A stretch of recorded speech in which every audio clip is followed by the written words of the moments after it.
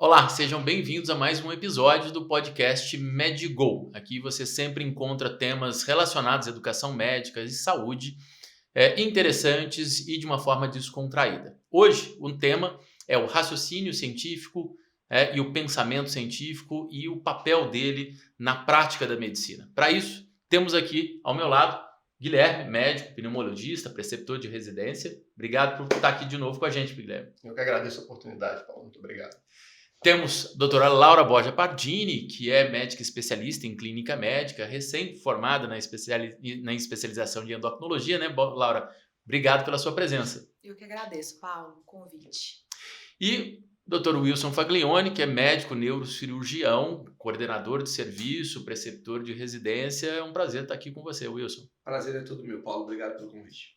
Bom, gente, então a gente teve um desafio de saúde pública recente, que é a pandemia por Covid-19, e isso trouxe para nós uma necessidade da discussão da evidência científica, do pensamento científico, da construção, da aplicação da medicina baseada em evidências. E a gente sabe que esse processo de construção do raciocínio científico, do pensamento científico, ele é fundamental para a prática médica.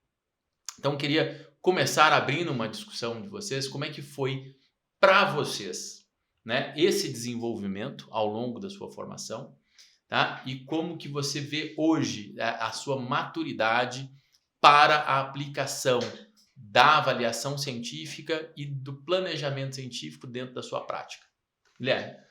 Bom, acho que a gente tem etapas nessa aquisição do conhecimento médico, né? Enquanto você é um estudante de medicina, você está aprendendo as cadeiras básicas, a fisiopatologia, farmacologia, e na faculdade a gente tem muito pouco acesso nessa questão da medicina baseada em evidências. Quando você entra num programa de residência, que você começa a ficar mais atento nas últimas atualizações, no qual a melhor forma da prática clínica, que a gente começa a ter mais acesso e conhecimento relacionado à medicina baseada em evidências, né? Os diferentes níveis de estudos de evidência que vão ser aplicadas à prática clínica, e é um choque de realidade, é um outro mundo que você começa a ver que é essencial estar por dentro disso para ter uma boa condução de casos clínicos, de acompanhamento de paciente, trazer essa melhor evidência que a literatura te disponibiliza para a sua rotina do dia a dia. E Laura, como é que tá sendo esse processo para você, né? Como é que foi essa evolução, a maturação do pensamento científico ao longo da sua formação? Paulo, isso é muito interessante, sabe? Eu estava, inclusive, refletindo sobre isso um tempo atrás, porque eu acho que quando a gente está na faculdade, o nosso pensamento é muito fisiopatológico. A gente quer entender as vias que as coisas acontecem, né? A gente quer entender como uma medicação age, por que ela faz bem ou por que ela faz mal. Então, assim, a gente está na faculdade, eu acho que com esse tipo de raciocínio. E quando a gente cai num serviço, numa residência médica, a gente é exposto a um tipo de experiência que a faculdade não nos fornece. Mesmo aquelas faculdades que você põe a mão na massa mesmo, que você faz as coisas, eu acho que a experiência de você estar ali realmente assumindo um paciente, isso muda a sua perspectiva em relação à medicina, sabe? Eu acho que o fato de você continuar a sua formação com a residência, com uma especialização, isso vai amadurecendo a sua relação com a medicina mesmo. Então, eu senti que na minha formação, eu saí de uma faculdade que já comentava sobre medicina baseada em evidências. A gente tinha matérias específicas sobre isso, onde a gente discutia artigos científicos, discutia metodologia, mas aquilo não era prático para a gente. Então, quando eu finalmente entrei numa residência e comecei a estudar aquilo que eu gostava, eu entendi como isso tudo funcionava, sabe? E percebi que, às vezes, a gente não consegue explicar fisiopatologicamente por que as coisas acontecem da forma que elas acontecem. Então, assim, inclusive, eu tenho a sensação de que muito do que hoje é considerado picaretagem, assim, seria muito por esse tipo de pensamento, de que as coisas elas têm que ter uma explicação fisiopatológica. E que às vezes a gente não conhece ainda essa explicação.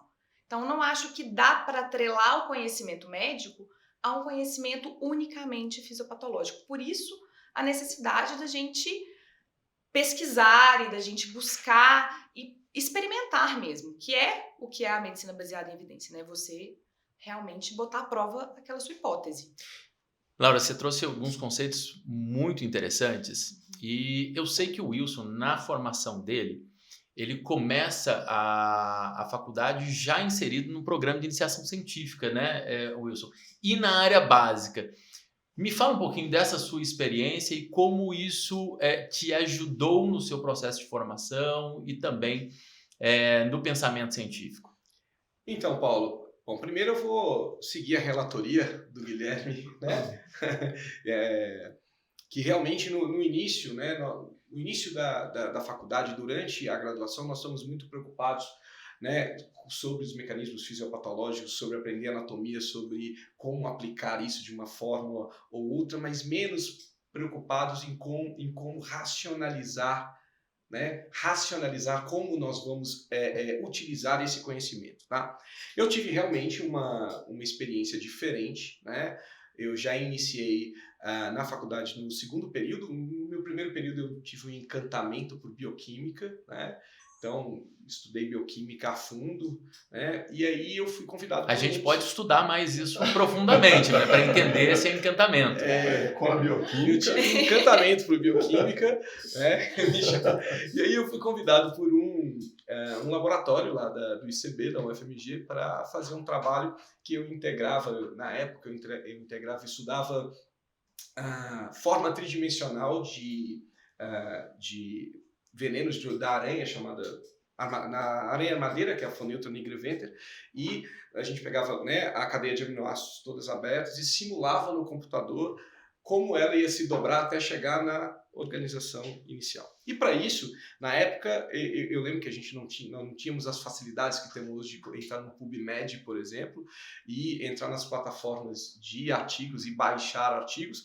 Eu ia para a biblioteca com uma autorização para poder retirar as revistas e estudar. Isso me deu, logo inicialmente, né, uma ideia melhor de como a gente fundamentava o pensamento científico. Né? Tinha que colocar em ordem uma hipótese, né? Eu fazia a hipótese que as pontes de disulfeto se faziam melhor na temperatura tal, e a gente usava um modelo computacional para ver isso. Isso me ajudou bastante e, inclusive, me auxiliou no restante da minha formação médica a conseguir até publicar alguns artigos e tudo. Só que, voltando à sua primeira pergunta, e aí eu tive um degrau muito diferente quando eu saí da faculdade de medicina e entrei numa cadeira cirúrgica de especialização lato sensu, que é a neurocirurgia, onde o residente ele está ainda mais próximo do acadêmico, porque o acadêmico ele quer teoricamente entender, como ela acabou de dizer para a gente, ele quer entender o mecanismo fisiopatológico, como tratar, e o cirurgião residente ele quer operar, ele quer colocar a mão. Então, a última coisa que ele pensa realmente é em racionalizar o pensamento científico. Isso eu só fui realmente ter novamente contato quando eu iniciei na pós-graduação mesmo, em Stricto Sensu, fui fazer mestrado, comecei a ser preceptor de residência e comecei a ver a necessidade de que para o cirurgião, para o clínico e sobretudo para o cirurgião entender os níveis de evidência e colocar na prática do seu dia a dia com o seu paciente do ponto de vista cirúrgico, o que tudo isso da medicina baseada em evidências pode trazer para a gente. Não é simplesmente ir lá, atender o seu paciente e operá-lo. Nós temos que racionalizar e tratá-los da melhor maneira possível. Perfeito. E pegando esse gancho, né, a melhor maneira possível é um ponto interessante. Nós já tivemos a citação, por exemplo, da importância da ciência básica na área de saúde, né? Então, estudos biológicos, estudos de bancada, como você desenvolveu, né, Wilson, durante a sua formação, eles vão nos trazer informações que fazem com que a gente compreenda alguma situação em ambiente controlado.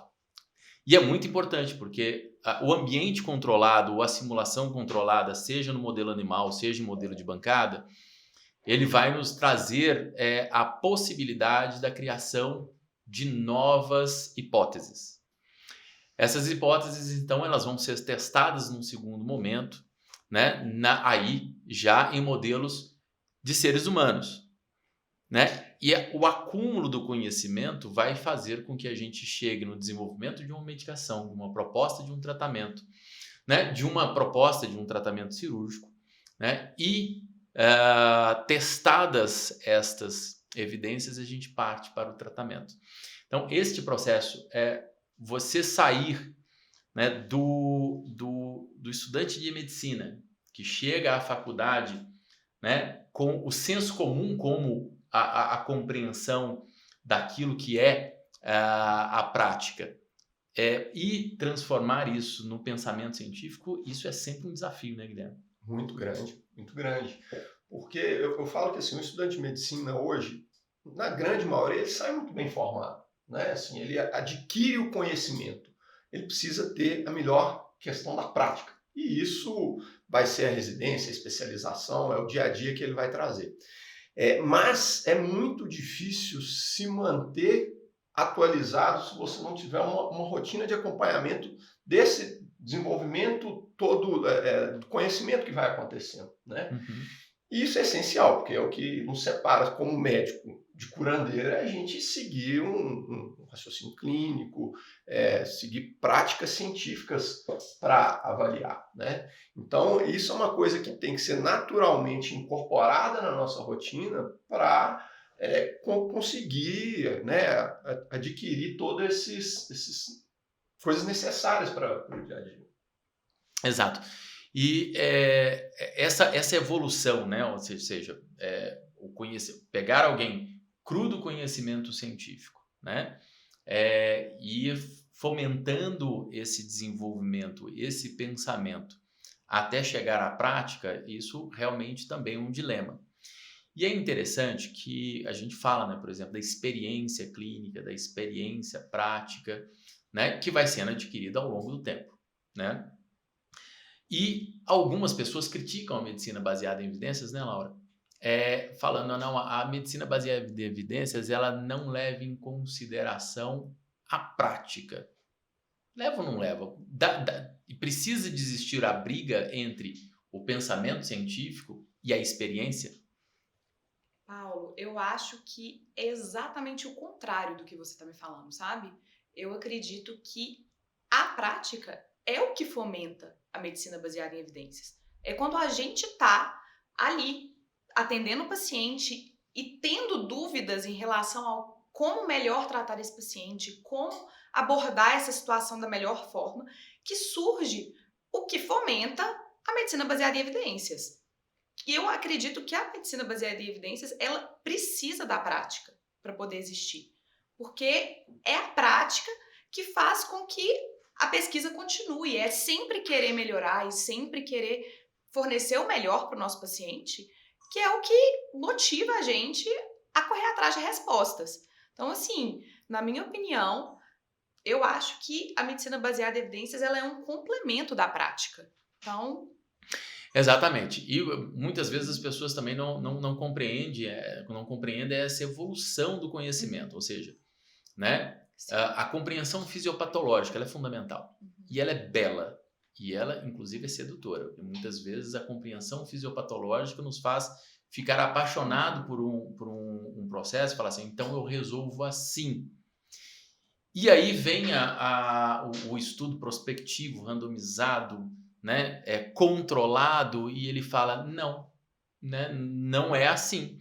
Porque apesar da fisiopatologia estar me mostrando por aquele caminho, há variáveis não metrificáveis que fizeram com que o resultado seja diferente, né? Então isso gera muitas vezes um conflito de como analisar a evidência inicial, né, e a evidência final, né? E a experiência faz isso para a gente. Eu costumo discutir, sempre que eu vou falar sobre medicina baseada em evidências, eu tentar fazer um paralelo entre o raciocínio clínico e a evidência científica, a medicina baseada em evidências, né? E eu costumo dizer, Se você não sabe, se você fez o diagnóstico errado e o raciocínio clínico te leva, por exemplo, a experiência da prática semiológica te leva ao diagnóstico correto.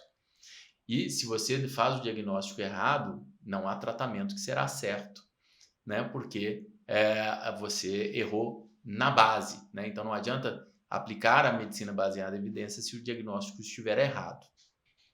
Agora a gente vê realmente, Wilson, uma diferença entre a perspectiva da formação do cirurgião, da formação do clínico, quando se fala em termos da experiência, né? O aprendizado cirúrgico ele exige realmente uma técnica mais apurada, né? Não no que se diz na realização do procedimento, e também na indicação, que entra muitas vezes a necessidade dessa compreensão do raciocínio e do pensamento científico, não é isso? É isso mesmo. Quanto né, desculpa entrar na pergunta anterior, quanto à briga entre a medicina baseada em evidência e experiência, isso, na verdade, ele só demonstra um desconhecimento do que é uma medicina baseada em evidência. Em momento nenhum, aquele estudo duplo cego randomizado, ele está lhe impedindo de você ter o seu livre tratamento do seu paciente. Ele está orientando você em quais melhores práticas você tem que seguir. E sabe, claro, e claramente o médico bem formado ele vai saber aplicar aquilo no momento correto. Então eu acho que isso foi um desconhecimento que contaminou toda a sociedade e acho que muito pela pandemia. Quanto à pergunta, a carreira, né, a curva de aprendizado de um cirurgião é um pouquinho diferente do clínico, tá? Ele precisa de horas mesmo, tá? De treinamento manual, tá? É muito comum nós vermos um cirurgião sênior, que nós chamamos de preceptor operando, e quando você está o vendo operando, você fala assim, a hora que eu for fazer isso aí, eu vou destruir. Isso é muito fácil. Eu fui treinado por um grande neurocirurgião, já falecido, né, o Dr. Atos, que eu vendo ele operar, eu falava assim, olha, isso é muito fácil. Isso é simples. Eu vou entrar e vou fazer igual. E aí, quando você vai fazer, realmente você não consegue, às vezes, dar nem o primeiro passo corretamente. Então, a gente precisa de muitas horas de treinamento manual. Só que isso não pode ser descolado do aprendizado teórico, do estudo das corretas indicações, da medicina baseada em evidência.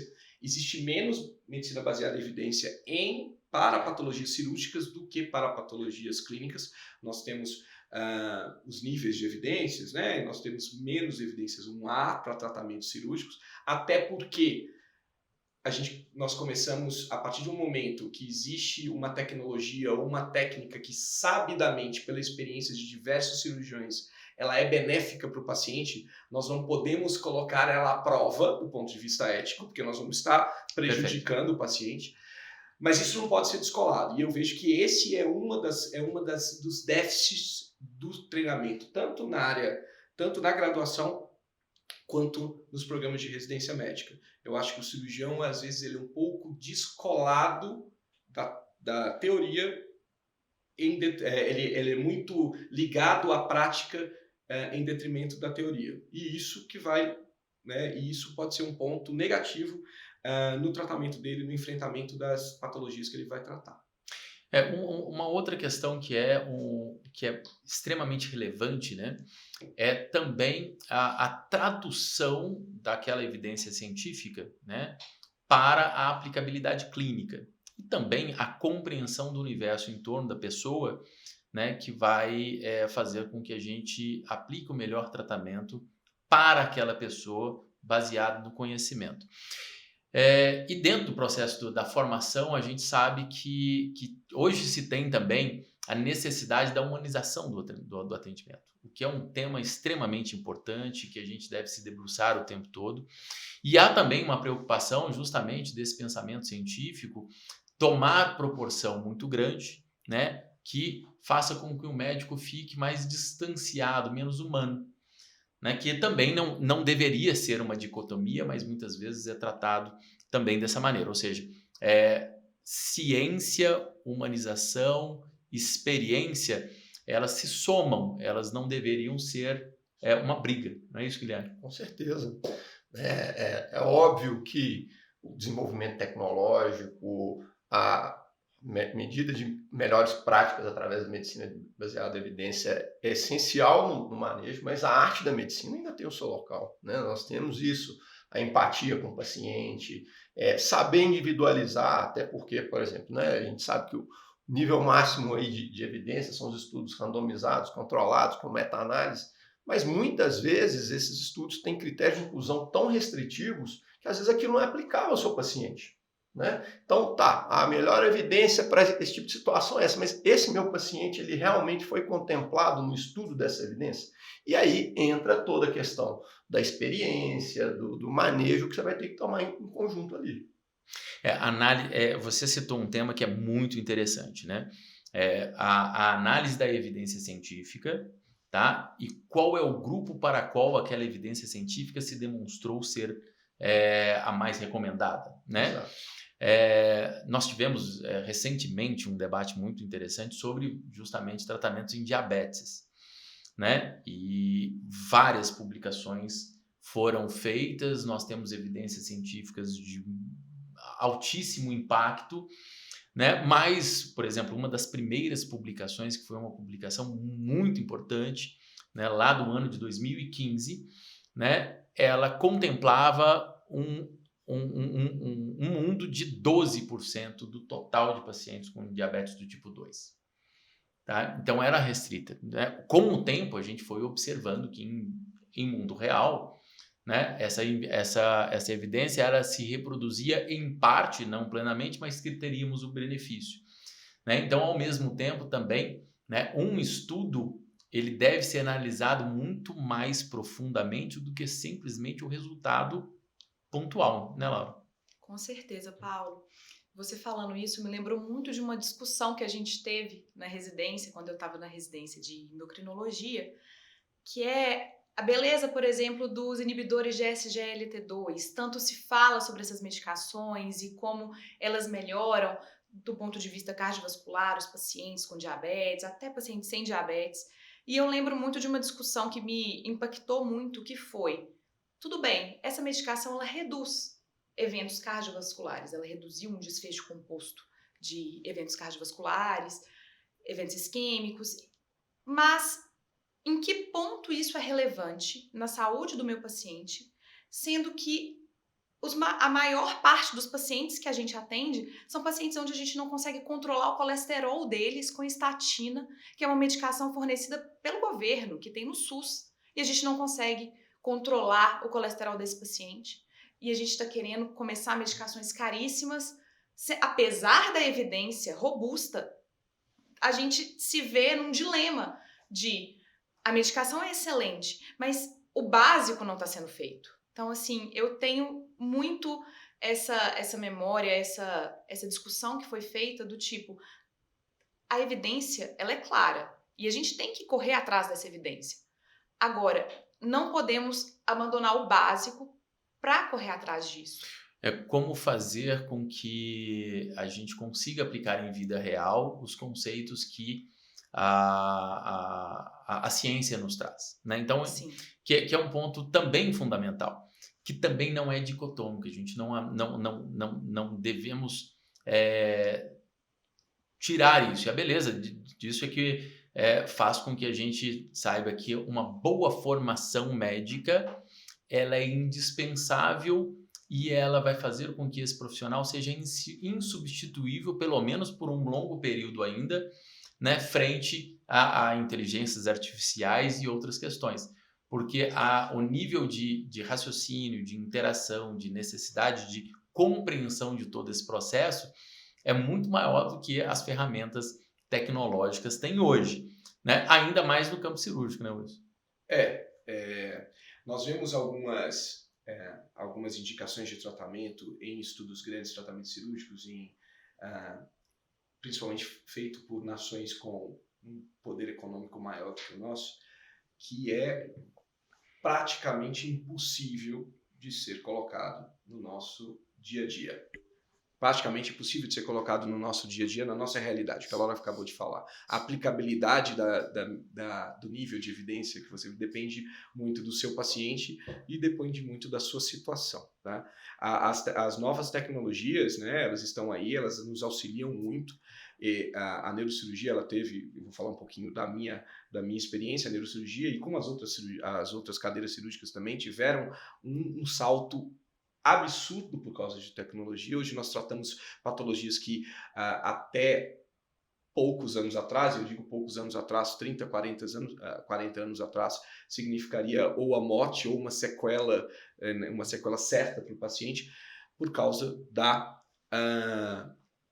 por causa do avanço tecnológico. Porém, nós vemos também o uso indiscriminado e principalmente, né, o uso dessas tecnologias por um profissional que não foi adequadamente treinado desde a sua graduação para poder utilizar os avanços tecnológicos de maneira técnica e principalmente de maneira ética, e eu vejo isso também nas cadeiras clínicas, e fazendo que em prejuízo do paciente. Então, eu vejo muito assim que é muito fácil o colega que não é bem treinado ou não tem, do ponto de vista ético, um comportamento ideal, ele fascinar o paciente com avanços tecnológicos ou com a melhor medicação que saiu ontem no último consenso, sendo que isso às vezes não é traduzido em benefício, muito pelo contrário, às vezes em prejuízo para o paciente. Perfeito. E aí a gente consegue entender qual é a importância do desenvolvimento do pensamento científico para que a gente tenha, né, a crítica, né, a análise crítica sobre cada uma das decisões.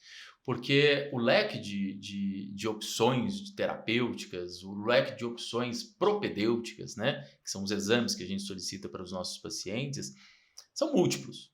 Né? A formação adequada para que a gente tome a decisão de qual a gente deve utilizar, qual a gente não precisa utilizar, e em cada momento, cada uma daquelas decisões vão fazer a diferença, que é a análise crítica desse pensamento científico, né, sobre todas essas perspectivas. Um outro ponto que eu fiquei pensando também é a necessidade, por exemplo, da análise desta evidência científica. Então, quando nós temos um desenvolvimento de um pensamento científico bem estruturado, né, nós vamos conseguir analisar de onde vem a informação e como ela está feita. Eu vou dar um exemplo, e depois eu pedir para vocês comentarem, de uma questão que eu vi recentemente em mídia social. Nós temos discussões das mais variadas na endocrinologia, mas eu vi em mídia social uma publicação que vinha assim, ó, aqui nós temos evidências, e comentava-se sobre um artigo publicado, né, sobre a temática, né, de terapias hormonais. Perfeito. E era o título do artigo era provocador e trazia uma possibilidade revolucionária, né, do papel das terapias hormonais sobre a saúde feminina. E aí eu falei, poxa, interessante, eu não vi, não conheço. Fui atrás do artigo, consegui o artigo, né? E fui ler o artigo. Primeiro, que revista ele veio. E aí eu vi que era uma revista com um fator de impacto baixo, né? Que não tinha um corpo editorial. Olhei o corpo editorial daquela revista. Quem eram as pessoas? Aí eu vi que também não eram pessoas muito conhecidas no ramo, né, na área de uma revista que tinha um papel da publicação da área de endocrinologia. E aí eu fui ler o artigo e, obviamente, comecei pela metodologia, né? E já de cara senti falta de um parágrafo muito importante, que era a descrição ética. Né? Quais foram as ferramentas éticas para levantar aqueles dados que eles traziam para nós? Não tinha. Tá? Aí, ainda na metodologia, não se tinha uma descrição adequada de qual que era o público que foi levantado, como que foi selecionado aquelas mulheres para a análise, e, por final, a comparação era com um grupo que era inadequadamente selecionado. Então, o que a gente observa, né, dentro de uma construção de um raciocínio científico é que a alegação da conclusão não poderia ser feita uma vez que a metodologia aplicada partia de uma condição ética questionável e de uma metodologia inadequada, né? Isso é fundamental para que a gente tenha realmente as melhores decisões. Não há dúvida. E assim, além de aprender a usar a medicina baseada em evidência, nós temos que ter um senso crítico para analisar, né? Então, toda essa questão, se a metodologia científica foi adequada para o estudo, qual que é o maior nível de evidência? Um estudo randomizado, controlado. Mas ele foi bem conduzido? A metodologia dele foi bem feita? Então, formas de avaliar isso. O jornal que foi publicado é um jornal de impacto bom? É um estudo que foi patrocinado ou ele foi conduzido pelas sociedades, pelos de incentivo, enfim, porque há inúmeros exemplos na medicina, né, Paulo, de estudos que foram feitos de forma ética errada, né? Então, eu lembro quando eu estava começando a residência, estava caindo em desuso a proteína C ativada na sepsis, que foi publicado como uma coisa extremamente benéfica para o paciente, e, na verdade, não é que foi mal feito, foi índole errada. E, da mesma forma, outros estudos que, às vezes, naquele determinado momento, ele é uma prática boa, mas que depois isso muda. Então, a gente precisa ter esse senso crítico também para analisar a evidência e, com isso, colocá-la na nossa prática. Porque senão você fica só baseado em evidências e qual você evidência? não sabe qual evidência, de onde que ela vem. E também levar em consideração o seguinte, é outro mantra, né? A ausência de evidências não significa ausência de benefícios. Então, nós temos que, em algum momento, pensar onde que uma coisa que ainda não foi estudada na nossa prática, no nosso conhecimento, ela pode ser aplicável, né? Perfeito. E um dos pontos mais importantes quando a gente lê a diretriz de formação do estudante de medicina é justamente o desenvolvimento do raciocínio científico e a capacidade de se manter atualizado, educar e se manter educado. E isso está unido um com o outro, né, Laura? Inclusive para selecionar o que ler, porque é muita coisa que a gente tem para estudar. Eu concordo. E eu acho engraçado porque eu tenho a sensação de que o estudante de medicina, ele é uma esponja, ele quer absorver o conhecimento, ele quer todo tipo de artigo e todo tipo de conhecimento que ele tem, ele quer entender aquilo, ele quer ler e estudar aquilo. Só que ele, ao mesmo tempo, é extremamente inocente, ele não tem ainda a perspicácia que só é adquirida com a experiência clínica. Então, eu vejo que a formação médica, ela vai muito de um momento onde o estudante, ele quer aprender, ele é voraz por conhecimento, para um momento onde ele vira um residente de uma área básica e ele começa a entender as evidências daquela área, para um momento onde ele vira um especialista.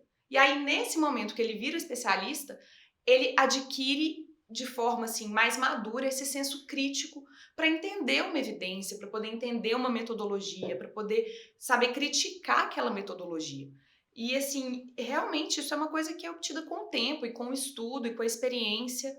E a gente vê que as pessoas elas acabam enviesando e usando a evidência de uma forma não adequada, digamos assim, para tentar justificar uma determinada ação, uma determinada conduta. Perfeito.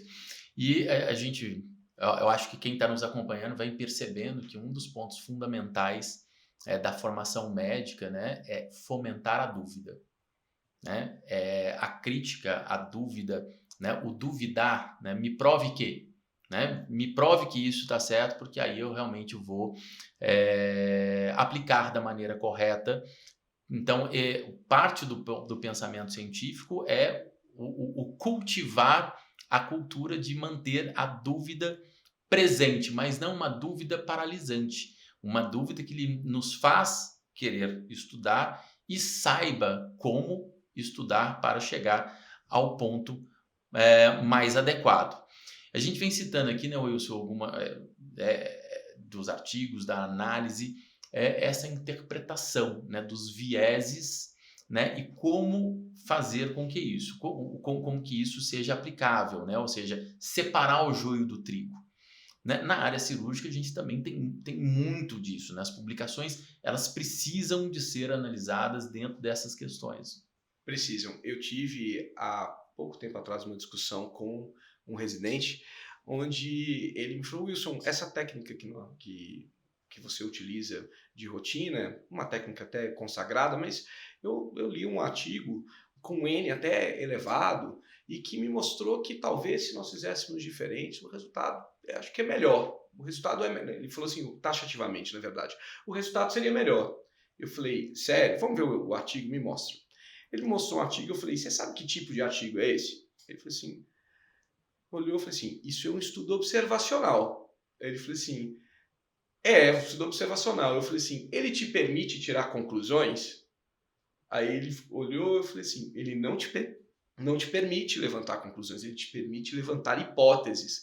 E essas hipóteses têm que ser melhor testadas. Então, claro, muito legal você ter corrido atrás de uma alternativa para o tratamento que eu estou propondo, mas o fato de você ter lido um artigo não significa que ele deve necessariamente mudar a sua conduta. Na área cirúrgica, nós temos muito artigos com N inadequado, até porque algumas patologias cirúrgicas são mais raras, então você encontrar um N adequado é difícil. Com metodologia, nós temos muitas séries de casos. Na verdade, é o que mais comum na área cirúrgica, são análises de séries de casos.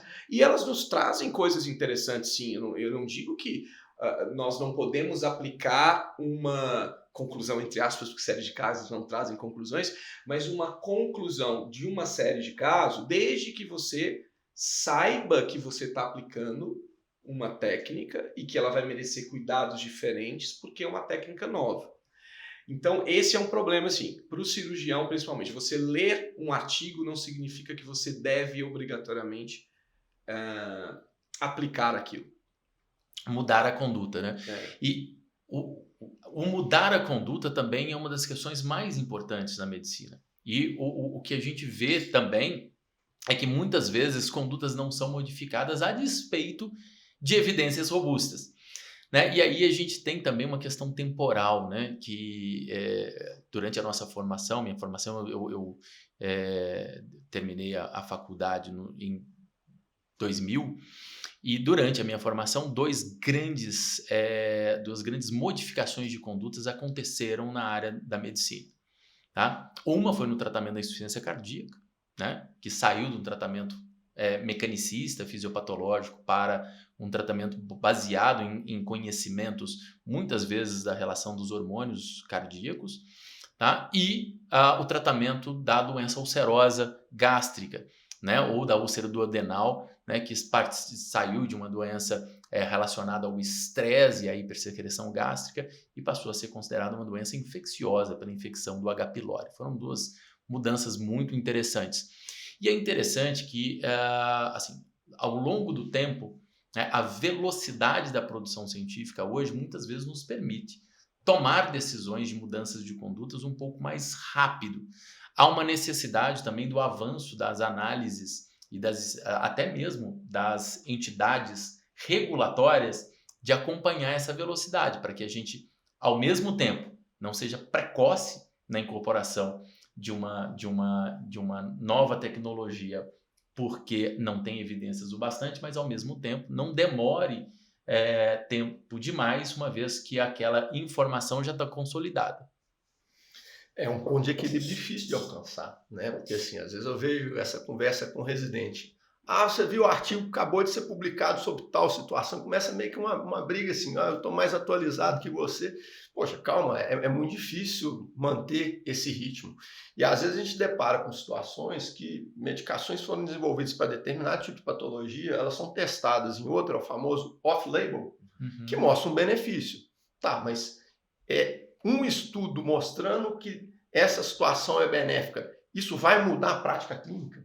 Então é aquilo, a gente vai ter que sempre ponderar bem entre estar ali na crista da onda, ser o primeiro a sair prescrevendo ou esperar ter dados mais robustos e estudos randomizado, se isso é validado pelas sociedades, pelas agências reguladoras. Então, esse ponto de equilíbrio é difícil de atingir. E aí entra muito também a questão de trazer a tecnologia para nos ajudar, né? Porque nós estamos no dia a dia atendendo, operando, não tenho tempo para ficar toda hora revendo. Então, hoje existem diversas plataformas disponíveis, né, que você cadastra os seus pontos de interesse, você recebe semanalmente, quinzenalmente, os tópicos principais ali da sua área de atuação, que vai te ajudar a estar sempre atualizado. Né? A gente, muitas vezes com análises críticas de pessoas já bem conceituadas do meio.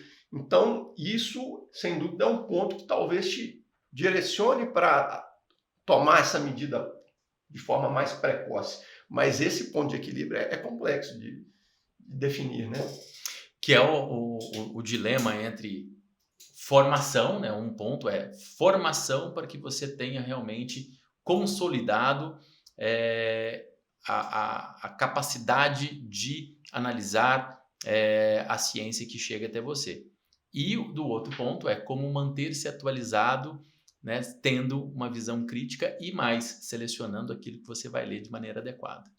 Sim, com certeza. Hoje em dia, com tanta informação, na verdade, a gente é bombardeado, né, com informação o tempo inteiro. Então, assim, ter aquela sobriedade para você conseguir escolher um artigo, para você entender ele, para você ler ele com calma e analisar os dados, isso aí, hoje em dia é muito difícil. E, assim, a tendência das gerações mais atuais é cada vez arrumar mais serviço e arrumar mais coisas para fazer, que torna a vida ainda mais corrida, o que torna mais difícil correr atrás dessas informações que não param de chegar. Então, assim, é uma questão muito atual, eu acho, que essa quantidade de informação e realmente é difícil você, com tantas coisas, selecionar e ver as nuances, os detalhes de cada artigo, de cada pesquisa.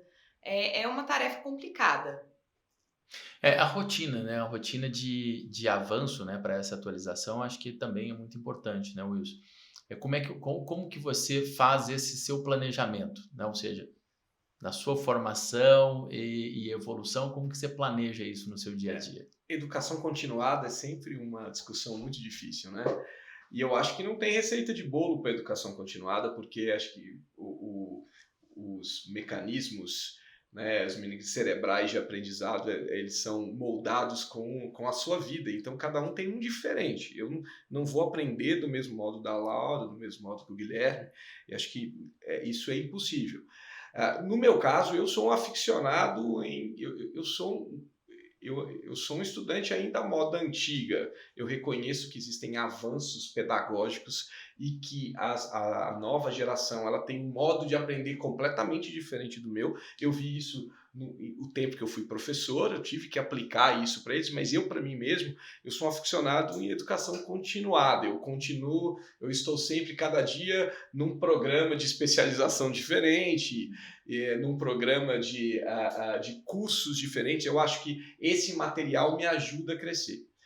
O dia a dia, a rotina é muito complicada, a rotina de um cirurgião.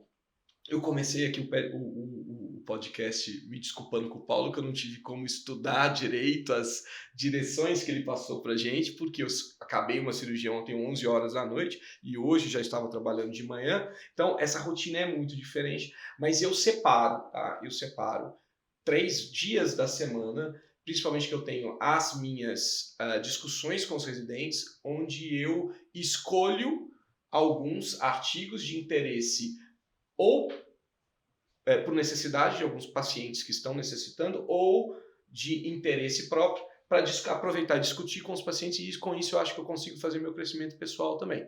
Mas eu acho que isso é muito pessoal. Eu acho que é impossível ter uma regra de como você vai fazer gerenciar a sua própria educação continuada. Isso é um ponto de vista, assim, as gerações mais novas muitas vezes se sentem angustiadas. Nós também passamos por isso. Nossa, eu estou terminando 6 anos de faculdade, amanhã eu estou trabalhando, estou terminando minha residência, será que eu sou apto?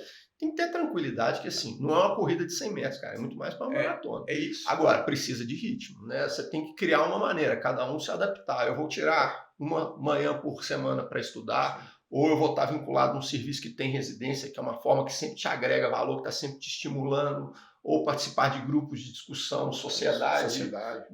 Então, porque você ficar parado, atropelado. É isso. É engraçado isso, vocês falarem isso, porque eu tô terminando a minha especialização agora. Então, eu tô sentindo a angústia de você sair de um serviço de residência, onde você tem discussões todos os dias sobre os novos artigos, sobre novas medicações, e caindo num momento onde agora eu sou pessoa responsável por conduzir as minhas próprias pesquisas, por procurar os meus artigos, por buscar pessoas para discutir casos comigo. Então, assim, é interessante entender como vocês também, sabe, fazem essa pesquisa, essa busca, porque agora eu tô no momento onde eu tô tentando me adaptar, onde eu tô tentando correr atrás disso que a residência me proporcionou e agora eu não tenho mais. É engraçado isso. Esse é um dos pontos mais importantes da formação bem feita, né? Então, quando se tem uma formação bem feita que permite, no processo, para que o estudante de medicina consiga consolidar as bases do pensamento científico, né? Ele vai fazer o que vai gerar isso inicialmente para ele? Dúvida. E nesse processo, o que acontece? Quando você tem geração de dúvida, a angústia está acompanhada. Então, quanto mais conhecimento muitas vezes você está adquirindo durante a sua formação médica, mais angustiado com o conhecimento que tem-se por vir você fica, porque quanto mais a gente sabe inicialmente, mais a gente percebe o quanto não sabe. E esse processo de angústia, ele deve ser orientado, porque quando a gente tem a orientação, né, dos mentores, dos professores, isso faz com que a gente se sinta mais tranquilo, né? Eu, por exemplo, quando cheguei ao último ano de faculdade, falei com um professor que eu não me sentia apto a formar em medicina, porque eu tinha uma percepção do quanto que eu não sabia ainda e o quanto eu tinha para aprender para fazer o meu melhor para os meus pacientes, né? A resposta dele foi: eu fico muito feliz, Paulo, de você pensar assim, porque o médico que não sabe o quanto não sabe é um perigo, né? Então, o aprendizado de conviver com a dúvida e com a incerteza para que isso nos mova a continuar melhorando é importante. E a gente também tomar cuidado com níveis altos de certeza, porque o pensamento científico já nos ensina que a medicina ela vem de verdades transitórias, né? E certezas demais geralmente estão conhecimentos de menos. Tô certo, Wilson? Tá certíssimo, né? Certeza demais é meio dogmático, né? E o dogma dentro de medicina é uma coisa muito complicada, né? Porque eu acho que na área cirúrgica isso é mais importante ainda, tá? Não sei se é mais importante ainda, mas é mais importante para mim, porque é minha vivência. Eu falo que o cirurgião ele tem que ter limites muito precisos. Ele tem que ter um certo ímpeto.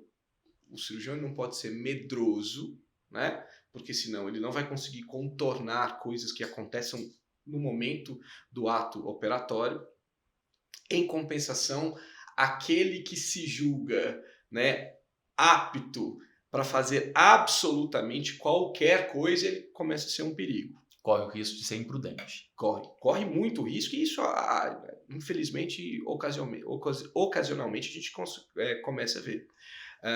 O que eu falo para os meus residentes é o seguinte: não há problema nenhum em você compartilhar com seus colegas e, por certas vezes, até com os pacientes, que você não tem certeza de qual é o melhor tratamento para ele. Explicar, colocar isso, abrir isso em panos limpos para o paciente na frente, em pratos limpos, para assim: olha, a sua doença está me trazendo uma dificuldade, porque nós estamos entre dois tipos de tratamento possíveis, os limites são muito imprecisos e pode ser que, se eu optar pelo que eu estou querendo fazer, talvez o seu resultado não seja o ideal. Então, essa angústia que você teve com um professor formando nos anos 2000, eu acho que todos nós ocasionalmente ainda temos. E isso acho que tem que ser avaliado com muita calma no momento de dar um passo em que você pode se arrepender depois. Então acho que essa angústia a angústia do estudante Paulo, agora eu acho que é a angústia do professor Paulo também. Claro que, como disse a Laura, com agora um traquejo que a experiência te trouxe para contornar essa angústia e buscar o aprendizado mais facilmente. Perfeito, gente. Eu queria agradecer demais a presença de vocês. Esse bate-papo foi muito legal. Tenho certeza que quem está nos acompanhando aproveita bastante. Eu queria abrir para vocês para fazer os comentários finais. Vou começando aqui com o Guilherme dessa vez. Eu acho que é uma mensagem importante que fica, né, que a medicina baseada em evidência trouxe um ganho enorme para a prática clínica, mas ela é uma ferramenta a mais, né? E como toda ferramenta, ela tem que ser bem utilizada. Então, a gente precisa ter bases de conhecimento científico para poder interpretar um estudo, você tem que ter senso crítico daquilo e saber também que nem sempre vai ser aplicada à sua prática clínica por motivos diversos que existem, né? E eu acho que essa angústia que você está comentando, Paulo, ela realmente acompanha, né, o médico durante a vida e a formação dele. E eu tenho a sensação de que, como acadêmico, a gente tem muito conhecimento, mas é um conhecimento desorganizado, que a gente vai organizando ele por meio da prática, que nos é fornecida pela residência, pela especialização, e que a medicina baseada em evidências, a evidência científica, ela é o que lapida esse conhecimento. Ela é o que torna esse conhecimento certeiro e te dá a segurança de que você está fazendo bem para o seu paciente. Então, discutir sobre isso é essencial. Bom, eu queria agradecer o convite, Paulo, obrigado. Acompanho o que eles falaram quanto a nossa angústia ao saber aplicar bem a medicina baseada em evidência. E eu acho que sim, o que eu gostaria de deixar, talvez de recado, e eu acho que isso é um assunto talvez para outro podcast, é que os formadores de opinião têm que tomar muito cuidado. A gente tem uma responsabilidade muito grande quando nós passamos, não só para estudantes de medicina, mas para a sociedade em geral, o que é medicina baseada em evidência. A gente viu que nós tivemos, né, durante a pandemia, uma guerra de desinformação por causa de medicina baseada em evidência. E nós vimos, assim, o que eu vi de especialistas em medicina baseada em evidência falando atrocidades e que levaram a uma guerra entre lados, e, ao meu ver, os dois lados errados, né, levaram a só uma pessoa que sofreu com isso, que foi os pacientes, a própria sociedade. Então, a gente tem que ter, nós, né, que formamos opiniões especialistas no assunto, temos temos uma obrigação ética de passar para a sociedade os limites da medicina baseada em evidência e como aplicá-la. Perfeito, gente. Muito obrigado mais uma vez pela presença de vocês. Obrigado a vocês que acompanharam a gente até aqui. Convido a assistir os outros episódios que estão disponíveis nas nossas mídias e espero vê-los em uma outra oportunidade.